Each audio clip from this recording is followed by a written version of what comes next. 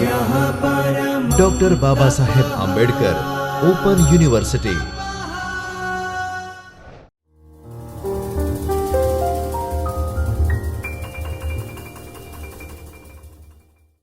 नमस्कार। Doctor Baba Saheb Ambedkar open university के चैतन्य studio के इस आभासी कक्षा में मैं प्राध्यापिका पारुल परमार आपका हार्दिक स्वागत करती हूँ। आज हम TYBA हिंदी के पेपर 6 हिंदी साहित्य का इतिहास एवं साहित्य परिचय के खंड 8 आधुनिक हिंदी गद्य की इकाई 27 के कथा साहित्य कहानी एवं उपन्यास में कहानी के उद्भव और विकास के बारे में बात करेंगे। पिछले वीडियो में हमने कहानी की पृष्ठभूमि और कहानी के उद्भव के बारे में जाना था और हिंदी की प्रथम कहानी किसे माना जाए इस बारे में बात की थी। आज हम कहानी के विकास के बारे में बात करेंगे। तो हिंदी कहानी का विकास, उसमें हम देखें तो 1900 से लेकर आज तक कहानी लेखक का क्रम उत्तरोत्तर विकास के पथ पर अग्रसर रहा है। अध्ययन की सुविधा के लिए हम इसे 4 भागों में विभाजित करते हैं। पहला पूर्व प्रेमचंद युग, दूसरा प्रेमचंद प्रसाद युग, तीसरा उत्तर प्रेमचंद युग और चौथा स्वातंत्रोत्तर हिंदी कहानी। अब हम क्रमशः एक एक करके इनको जानेंगे। पूर्व प्रेमचंद युग में इस काल को हिंदी कहानी का शीर्षो काल कहा जा सकता है। इस काल की प्रतिनिधि कहानियों को देखें तो किशोरीलाल गोस्वामी की इंदुमती, रामचंद्र शुक्ल की 11 वर्ष का समय, बंग महिला की दुलाई वाली और माधवराय स्प्रे की एक टोकरी पर मिट्टी। इसी समय कुछ और कहानियां भी प्रकाश में आई, जैसे किशोरीलाल गोस्वामी की गुलबहार, मास्टर भगवान दास की प्लेग की चुड़ैल, वृंदावन लाल वर्मा की राखीबंध भाई आदि। इनमें किसी प्रकार की प्रौढ़ता दिखाई नहीं देती। उसके बाद एक दूसरा युग आया जिसको हम प्रेमचंद प्रसाद युग के नाम से जान सकते हैं।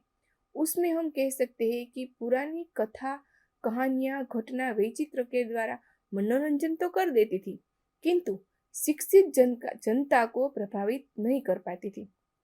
पाश्चात्य कहानी कला से परिचित होते ही हिंदू में कलापूर्ण कहानियां की स्क्रिप्ट होने लगी।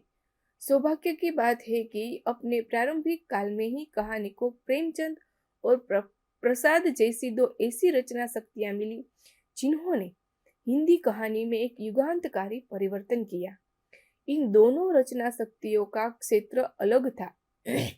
एक कहानी को समाज के व्यापक संदर्भों से जोड़ रही थी और दूसरी व्यक्ति की प्रतिष्ठा को रेखांकित कर रही थी। प्रेमचंद की कुछ कहानियां पहले ही उर्दू की जमाना पत्रिका में 1960 में प्रकाशित हुई थी। इसके साथ ही सरस्वती पत्रिका में भी उन्होंने हिंदी में कहानियां लिखनी आरंभ की, जैसे कि सोत, पंच परमेश्वर, बूढ़ी काकी, ईश्वरीय न्याय, दुर्गा का मंदिर उसी समय की कहानियां हैं। कहानी साहित्य में प्रेमचंद का प्रवेश सर्वथा युगांतकारी सिद्ध हुआ। उन्होंने साहित्यिक जगत में आते ही कल्पना को यथार्थवाद की ओर उन्मुक्त कर दिया। वह जनता के सुख दुख में भाग लेने वाले कलाकार थे। इसीलिए उनकी कहानियों में समस्त भारतीय समाज मुखरित हो उठा।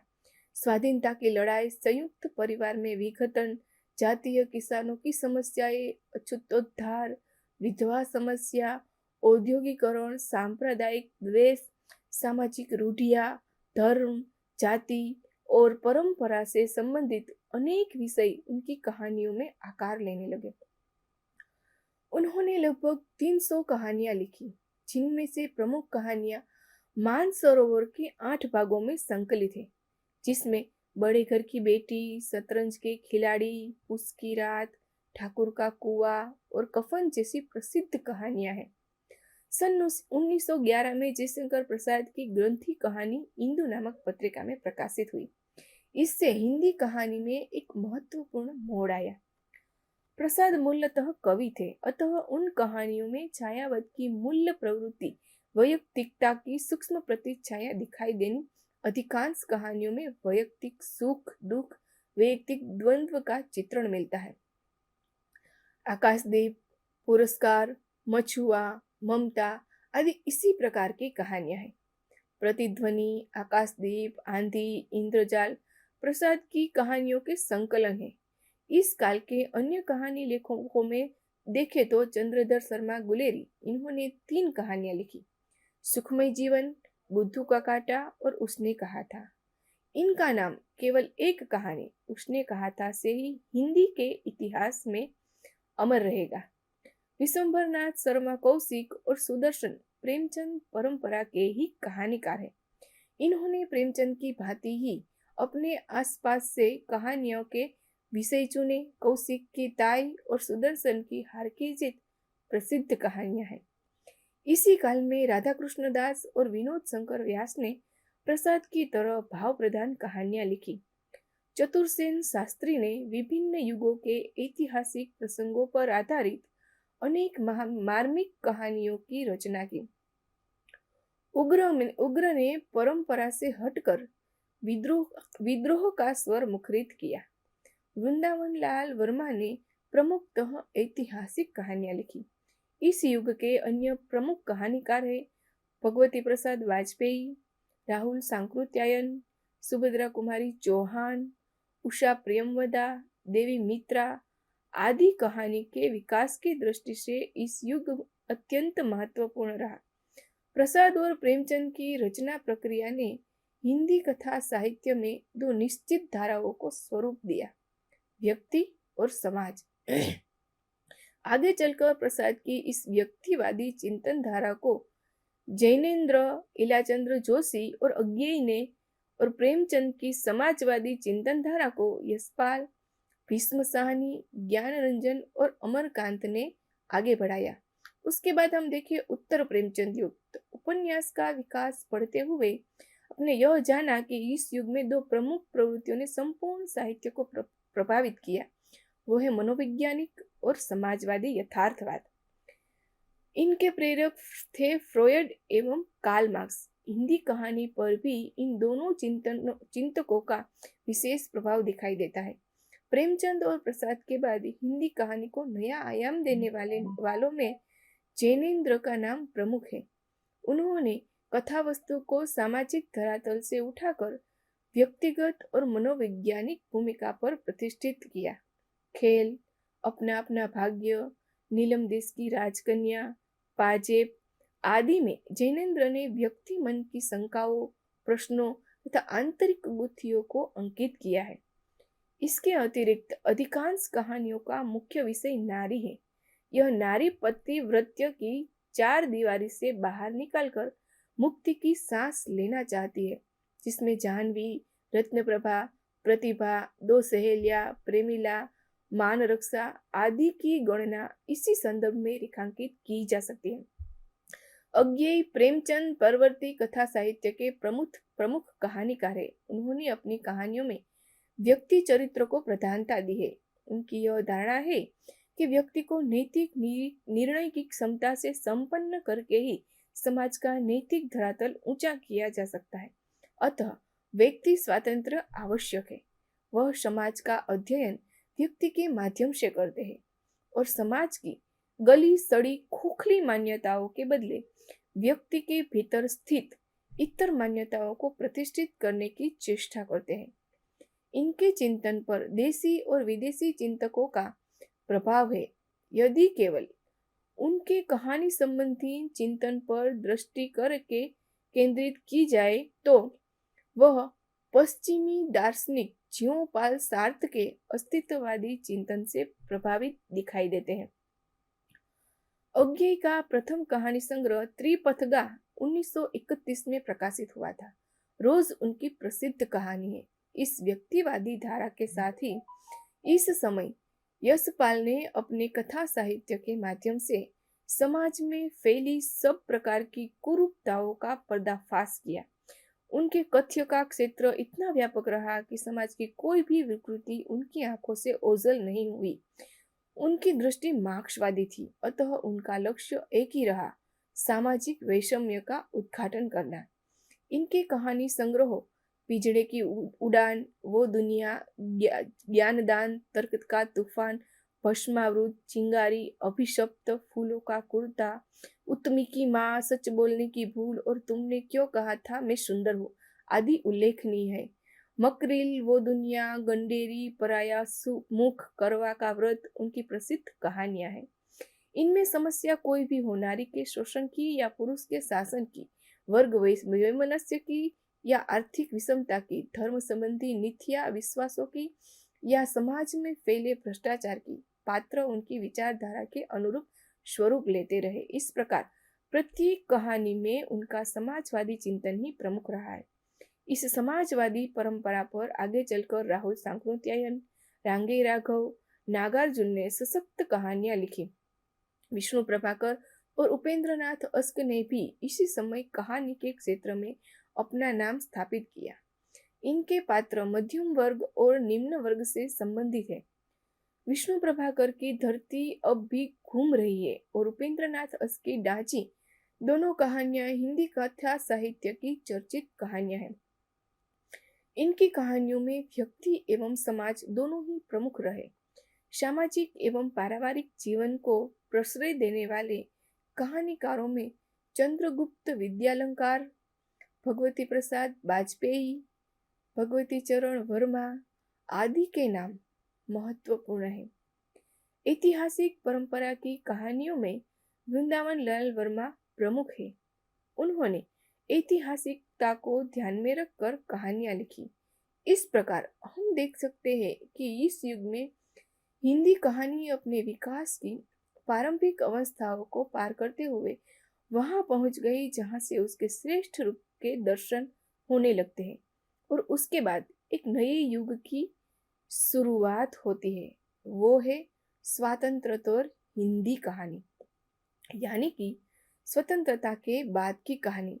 यह वह समय था जब देश स्वतंत्र हो चुका था, सत्ता कांग्रेस के हाथ में थी, संविधान निर्मित हो चुका था। गणतंत्र के आलोक में संवेदनशील कथाकार सत्ता के स्थानांतरण को पहचान रहे थे। विभाजन के साथ जुड़े हुए संहार, ध्वंस और सामूहिक हत्याओं ने मानवीय मूल्यों का जो विघटन किया, उसे यशपाल, चंद्रगुप्त विद्यालंकार, उपेंद्रनाथ अस्क, विष्णु प्रभाकर, जैनेन्द्र और बाद में मोहन राकेश तथा भीष्म साहनी ने चित्रित किया। इन्हीं दिनों अज्ञेय का शरणार्थी नामक संग्रह प्रकाशित हुआ। इन सब में उस काल के निम्न मध्यवर्गीय और मध्यम वर्गीय जीवन के वास्तव में बाह्य पक्ष का चित्रण था। इसके भीतर जो मानसिक ध्वंस गांवों में, कस्बों, नगरों, महानगरों आदि में झेला जा रहा था, उसकी स्थिति ही दूसरी थी। इसी समय एक विशेष प्रकार का बोध कहानी में उभर रहा था, जिसे आंचलिक बोध का नाम दिया गया। इसी के समांतर शहरीकरण की कठिनता से उत्पन्न हुआ एक दूसरा बोध था, नगर तथा महानगरीय बोध। इस प्रकार की कहानी के क्षेत्र में एक साथ कई मोड़ आ रहे थे। अधिकांश कहानीकार जीवन वास्तव से जुड़ने की चेष्टा कर रहे थे, किंतु कुछ नवीन प्रयोग भी हो रहे थे। कहानी के वस्तु विधान और शिल्प विधान दोनों में इस बदलाव को स्पष्ट देखा जा सकता है। सन 1950 के बाद कहानियों में व्यक्तिवादी स्वर प्रमुख होने लगा। मार्क्स और फ्रॉइड प्रभावों से आगे बढ़कर अस्तित्ववादी दर्शन ने जीवन के बुनियादी सवालों की ओर हमारा ध्यान आकृष्ट किया। स्वतंत्रता से प्राप्त होने वाले सुख की कल्पना शीघ्र ही विच्छिन्न हो गई। व्यक्तित्व एक तरह का कटाव और अलगाव महसूस करने लगा। मानवीय मूल्यों के सर्वथा ह्रास होने लगा, किंतु फिर भी जीवन के प्रति आस्था बाकी थी।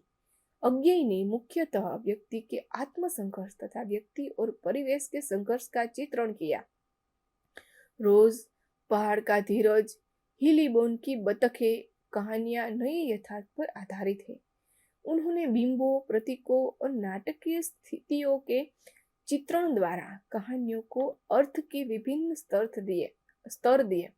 त्रिपतगा, परंपरा, कोठरी की बात, शरणार्थी, जयदोल, अमर बलरी, ये तेरे प्रतिरूप इनके प्रसिद्ध कहानी संग्रह है। आगे चलकर अज्ञेय ने मुख्यतः व्यक्ति के आत्म संघर्ष तथा व्यक्ति और परिवेश के संघर्ष का चित्रण किया। रोज पहाड़ का धीरज, हिली बोन की बतखें कहानियां नए यथार्थ पर आधारित हैं। उन्होंने बिंबों, प्रतीकों, नाटकीय स्थितियों के द्वारा कहानियों को अर्थ के विभिन्न स्तर दिए। त्रिपथगा, परंपरा, कोठरी की बात, शरणार्थी, जयदोल, अमर बल्लरी, ये तेरे प्रतिरूप इनके प्रति प्रसिद्ध कहानी संग्रह है। आगे चलकर निर्मल वर्मा, रामकुमार, उषा प्रियमवदा की कहानियों ने इस अस्तित्ववादी चिंतन को एक नया मोड़ दिया। यशपाल ने भी इस बदलाव की स्थिति को बड़ी गहराई से महसूस किया। उनकी अधिकांश कहानियां सामाजिक चेतना से अनुप्राणित हैं। उन्होंने अपनी कहानियों के माध्यम से आर्थिक, नैतिक, सामाजिक, सेक्स विषयक समस्याओं का चित्रण करके सामाजिक वैषम्य पर प्रबल प्रहार करने की चेष्टा की। स्त्री पुरुष संबंधों के विषय में भी उनका दृष्टिकोण मार्क्सवादी रहा। वह समाज में नारी को पुरुष के समान अधिकार दिलाना चाहते थे, इसलिए स्त्री की आत्मनिर्भरता में विश्वास रखते थे। इस विषय में उन्होंने बहुत सी कहानियां लिखी, जिनमें करवा का व्रत कहानी उल्लेखनीय है। यशपाल के बाद भीष्म साहनी, अमरकांत, ज्ञानरंजन बदी उजम्मा, काशीनाथ सिंह ने इस विचारधारा को बल दिया। विष्णु प्रभाकर ने भी अपनी चिंतन धारा को बदला। कहानी क्षेत्र में उनका विकास अप्रत्याशित है। धरती अब भी घूम रही है उनकी सबसे अधिक चर्चित कहानी है, जो 1927 की सारिका में छपी। कहानी एक आसमान के नीचे विष्णु प्रभाकर की कथा यात्रा एक मील का पत्थर है। इसमें सुंदर कलात्मक रचनाएं जो देश और विदेश के परिवेशों में समटे हुए उनके कई संकलन, आदि और अंत, रहमान का बेटा, जिंदगी की थपेटे, संघर्ष के बाद, द्वंद्व, मेरा वतन, धरती अब भी घूम रही है, खिलौने के टूटने से पहले, मेरी प्रिय कहानियां आदि प्रकाशित हो चुकी थी। उपेंद्र नाथ की कहानियों में अत्यधिक विविधता है। उनकी कहानियों में भी प्रेम की भांति सभी वर्गों के पात्र है, किंतु अधिकांशतः मध्यम वर्गीय एवं निम्न वर्गीय पात्रों का यथार्थ चित्रण मिलता है। डाची उनकी प्रसिद्ध कहानी है। इसमें मानवीय करुणा की अविरल धारा प्रवाहित होती है। वह बेजोड़ है। 70 श्रेष्ठ कहानियां उनकी कहानियों का संकलन है। अस्क जी ने प्रायः सभी कथाधाराओं में योगदान दिया। अपनी कहानियों में व्यक्ति और समाज दोनों को ही प्रमुखता दी। इसी समय कहानी में एक दूसरी विचारधारा भी पनप रही थी, जहां हिंदी कथाकार के पुराने क्लेवर से मुक्ति पाने के लिए और नए अनुभव संसार से स्वयं को जोड़ने के एक नई चेतना की तलाश रहा था। उसी में एक नई चेतना सामने आई, वो थी नई कहानी। सन 1955 में कहानी पत्रिका का प्रकाशन हुआ। नवीन चेतना की खोज करने वाले कहानीकारों को इस दौर को आगे बढ़ाने का अवसर मिला। उन्होंने 1956-57 में इसका नाम नई कहानी रख दिया। अब कहानी में नए संदर्भों की खोज होने लगी। उलझनपूर्ण मोड़ और चमत्कारपूर्ण चरम सीमाओं की अपेक्षा आंतरिक अन्विति पर बल दिया जाने लगा। जीवन की पहचान कहानीकार के लिए महत्वपूर्ण हो गई। अब वह अपनी अनुभूति की सघनता के लिए बिंबों और प्रतीकों का प्रयोग करने लगा। नई कहानी के प्रवर्तकों में से प्रमुख नाम है मोहन राकेश, कमलेश्वर, राजेंद्र यादव, मन्नू भंडारी, निर्मल वर्मा, उषा प्रियमवदा। इनकी कहानियों के कथ्य में विविधता है। अधिकांश कहानियां कथाकारों के अपने जीवनानुभव से प्रेरित है। गांव का ठहरा हुआ जीवन हो या नगर महानगर की भागम भाग अथवा पहाड़ की शांत निस्तब्धता, वहां रहने वाले पात्र स्थितियों के अनुरूप स्वतः रूप लेते चले जाते हैं। मलबे का मालिक, मिसपाल, खाली, आखिरी, सामान, आर्द्रा, एक और जिंदगी, उसकी रोटी, मोहन राकेश की चर्चित कहानियां हैं। अधिकांश कहानियां निम्न मध्यम वर्ग व मध्यम वर्ग से संबंधित है। इनमें मूल्यों की विघटन, अकेलेपन, संत्रास और व्यक्ति की अपनी अस्मिता के प्रश्न को भी रेखांकित किया गया है। इन सभी में गहरी मानवीय संवेदना है। कमलेश्वर की कहानियों में देवा की माँ, तलाश, राजा निरंबशिया, जो लिखा नहीं जाता, दुख भरी दुनिया, खोपी हुई दिशाएं आदि कहानियां आम आदमी की टूटन घुटन, बिखराव, यातना व मजबूरी का चित्रण करती हैं। राजेंद्र यादव ने सामान्य व्यक्तिगत अनुभव को नए नए सामाजिक संदर्भों में ढालकर बहुत सी कहानियां लिखी। इनमें खुशबू, टूटना, भविष्य के आसपास मंडराता अतीत, जहां लक्ष्मी कैद है, प्रसिद्ध कहानियां हैं। मनु भंडारी और उषा प्रेमवदा ने अपनी कहानियों में जीवन की जटिल और गहरी सच्चाइयों का साक्षात्कार करने की चेष्टा की। भले ही दोनों का दृष्टिकोण भिन्न है। मनु भंडारी सामाजिकता को महत्व देती है तो उषा प्रियमवदा वैचारिकता को, किंतु दोनों अपनी जीवनानुभवों को एक ऐसी प्रामाणिक सच्चाई के साथ सामने रखती है कि रचना प्राणवान हो जाती है। मन्नू की यही सच है। ऊंचाई और उषा प्रियमवदा की कितना बड़ा झूठ, मछलियां, इसी प्रकार की कहानियां हैं। वातावरण को उसकी संपूर्ण संवेदना को साथ उभारने में शिवानी को विशेष सफलता मिली है। आगे चलकर कृष्णा सोबती, ममता कालिया, मालती जोशी, सुधा अरोड़ा, मृदुला गर्ग, निरुमता सेवती, मृणाल पांडे आदि अन्य कई कहानी लेखिकाओं ने विकास में विशेष सहयोग दिया। निर्मल वर्मा एक लंबे अरसे तक यूरोप में रहे। पाश्चात्य साहित्य से जुड़कर इनकी कहानियों ने सर्वथा अलग स्वरूप ले लिया। अधिकांश कहानियां व्यक्ति सत्य की है। इनमें अस्तित्व की खोज व तलाश है। लंदन की एक रात, पिक्चर पोस्टकार्ड, परिंदे इनकी श्रेष्ठ कहानियां हैं। रामकुमार, महेंद्र भल्ला, कृष्ण बलदेव, वेद, प्रयाग शुक्ल इसी कोटि के कहानीकार हैं। इसमें नहीं आगे चलकर देखे तो उसमें ग्रामांचल की कहानियां भी लिखी गई। इन कहानीकारों में शिव प्रसाद सिंह, मार्केंडे और फणीश्वरनाथ रेणु, शेखर जोशी और विवेकी राय के नाम मुख्य हैं।